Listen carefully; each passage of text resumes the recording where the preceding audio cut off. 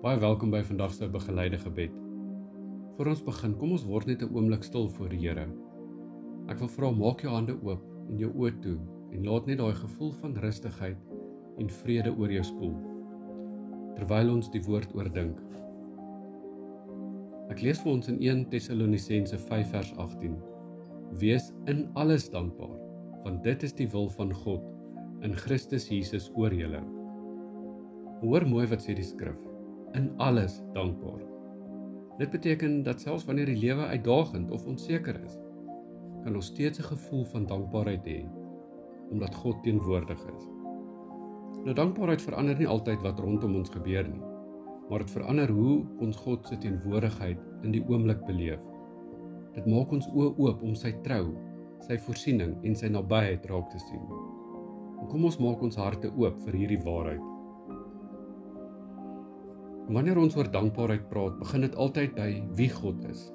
En God is getrou, hy bly dieselfde, dag na dag en jaar na jaar, selfs wanneer ons twyfel of struikel. God is goed. Sy goedheid hou nie op wanneer die lewe moeilik raak nie. Sy bedoeling met ons is altyd liefdevol. En dan is God teenwoordig, ons is nooit alleen nie. En hy is ons Vader, ons is nie verlate of vergete nie, want ons behoort aan hom. Dankbaarheid begin by die identiteit, wie God is en dat ons aan hom behoort. Ons het soveel om voor dankbaar te wees wat ons dikwels as vanselfsprekend aanvaar. Die lewe self, voorsiening, vir kos en klere, mense, ons familie, of gewone klein oomblikke, die warmte van die son of die reuk van koffie. Maar baie van hierdie dinge glip verby ons sonder dat ons dit raak sien. En dankbaarheid herinner ons om weer te kyk, om weer te waardeer. Dankbaarheid beteken nie dat die lewe altyd maklik is nie. Ons almal ken die uitdagings, onsekerhede en moeilike seisoene in ons lewe, maar die Bybel roep ons om in alles dankbaar te wees, selfs wanneer dinge ingewikkeld is. Hoekom?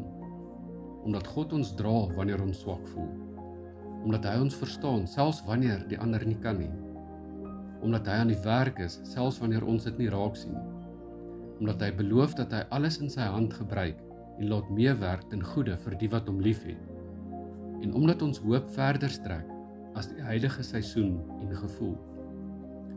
Dankbaarheid is nie ontkenning van uitdagings nie. Dit is eerder 'n erkenning dat God groter is as elke uitdaging. Dankbaarheid is nie net 'n reaksie nie, maar dis 'n leefstyl. Dit is iets wat ons deur die dag kan beoefen, om ons oë te hê wat soek na God se seëninge, om die klein wonders raak te sien, om mense en God bewustelik te bedank, om waar ons ook al gaan 'n atmosfeer van dankbaarheid te bring, in plaas van 'n kla of 'n negatiewe energie. Wanneer dankbaarheid deel van ons leefwyse word, vloei dit oor na ander en word dit 'n getuienis van God se goedheid in ons lewe.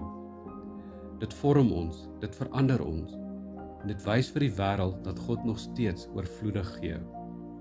So kom ons vat so 'n oomblik en ons raak stil, en ons sê vir die Here, waarvoor is ons dankbaar vandag?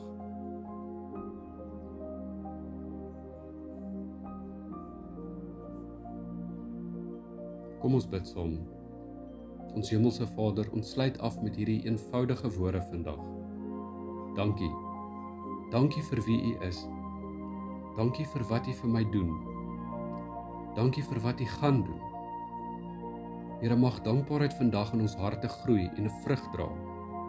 Mag ons lewe in dankbaarheid tot U eer wees. In Jesus naam, amen.